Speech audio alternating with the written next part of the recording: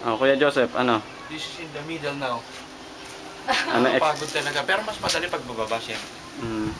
Ito, bibidyo namin ito yung halfway. Hanggang dun.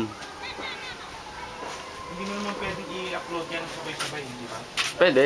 Pwede? Isang diretsong gano'n? Hindi. Mapuputol. Pero yung per scene nito, or pwedeng movie maker, pagdudukto kayo sa movie maker. Kasi mas matagal yung i-upload. Yan, nandito kami. Tapos, ayun pa yung bababain namin. Medyo, May rapo sila dito. isipin nyo si nanay. Ano masasabi nyo pag si nanay ang kasama nyo dito? Malamang pag panik doon, patay.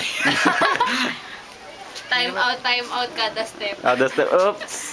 Oops. Kasi baka yung unang ano pa lang eh. Yung unang hakbang. Pahinga muna tayo. Ay, 13 unang minutes. platform. Tsaka hindi, pag pumanik yun, Hindi na ang baba nun, gabi na. Ayan na, naririnig na si Kuya Joseph. Peace. Pero dito maganda yung view kasi naka-ano kami, parang cottage. Medyo malamig na siya compare sa taas. Sa para Mainit sa taas. mas maaliwalas pababa kaysa nung paakyat kami. Kasi yung gravity, nilalabanan mo eh. Hindi ka tulad nung ano. Ayan, science. Yung gravity kasi, nilalabanan mo. Hindi ka tulad Ayan ng pa. pababa.